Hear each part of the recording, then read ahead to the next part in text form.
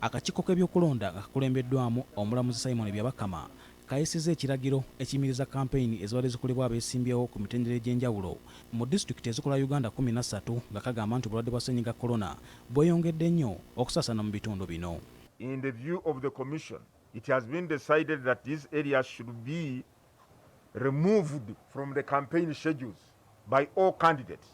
These include Kazo, Kalungu, Tororo, Jinja, Kabarole, Luwero, Kasese, Masaka, Kabale, Kampala, Mbarara, Gureta Mukono, and Wakiso.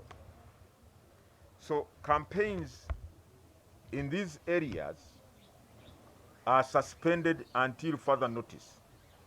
Campaigns at all levels. Campaign meetings in all these areas are suspended until further notice. Byabakama era yasinzidde mu lukuŋŋaana lwa bannamawulire luno n'asaba ebitongole ebikuumaddembe okutandikirawo omulimu gw'okuŋŋanga omuntu yenna anajeemera ekiragiro kino. And we are going to ask law enforcement to ensure the supporters of any candidate who are acting in defiance, if the candidate is complying, but the supporters are not, let the law enforcement deal. They were arresting so many people here during the lockdown. They can do that. Or the ring leaders. The people who are inducing or inciting the supporters to come out in non-observance. Because we must secure our people from the spread of this virus. Olwaleero omulodi wa Kampala Ssaalongo Erias Lukwago azambalidde ku mugongo nga nswa n'awalawala akakiiko k'ebyokulonda n'akakulira mu kkooti etafuta semateeka eyimiriza ekiragiro kino kubanga kimenya amateeka.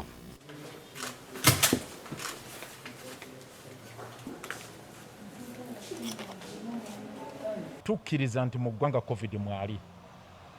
Tukkiriza nti COVID atta. Tukkiriza nti yeeyongedde. Naye mwami Byabakama ne banne bamanyi nti baateekawo okulonda mu kiseera kya COVID. Era ne bakkiriza nti tusobola okubeera n'exercise ey'okulonda ey'amazima n'obwenkanya ng'eri mu ssemateeka nga tuli mu kiseera kya COVID. Ate kaakati bapanikinga ki? COVID bw'aba ng'ali mu ggwanga tekitegeeza kumenya ssemateeka. Era kino njagala kukisimbako ennyo essira. Mulimu abatusojja ku luwonzi ne bagamba naye mwe ba Lukwago buli kimu munaawakanya nga buwakanya. Mwe temulaba nti COVID mu ggwanga mwali. Mbulira ddi ssemateeka lwe yali agambye nti bwe mufunanga ekizibu nga COVID nze nga mumbikkako nga ssemateeka nga mukola bye mwagala. Lukwago agamba nti omulamuzi Simon Byabakama amanyi bulungi emitendera gy'alina okuyitamu okufulumya ekiragiro nga kino. Eyo article 56, article 57, 58 and 59 n'alaga nti ekyo kye mujjanga okukola ku ddembe ly'obuntu. Bannange singa musoma articles mbajja muzisome 59, 50. Bwabeerawo state of emergency, minister anaakolanga ki, reports z'anaaleetanga ku ddembe ly'obuntu, exercise nga bino ebyokulonda binaako. Ssemateeka byonna yabiraba dda. Ne mwami Byabakama ne yatwewunyisizza ng'omulamuzi owa kkooti etaputa ssemateeka kuba ya justice wa kkooti etaputa ssemateeka wa constitutional court nti asobola okukola ekintu ekimanya ssemateeka ng'alaba. Mu ngeri emu Lukwago alaze obwennyamivu olw'engeri bannabyabufuzi gye batulugunyizibwamu ensangi zino kyokka n'agamba nti wakola kyonna ekisoboka ng'ayita mu mateeka okumalawo embeera eno. Bannange mulabira wano ggwanga nti ndi mu kaseera kazibu. Buuza mwami Byabakama amenye ekiragiro kye n'akuba kampeyini abazizza musango ki? Bamuvunaana batya mu kkooti nti wakubye kampeyini ng'omenye ekiragiro kya Byabakama? Therefore bwe gukusinga kibonerezo ki kye bakuwa? Kati ekirindiriddwa ky'ekiragiro kya kkooti kyegenda okufulumya ku nsonga eno.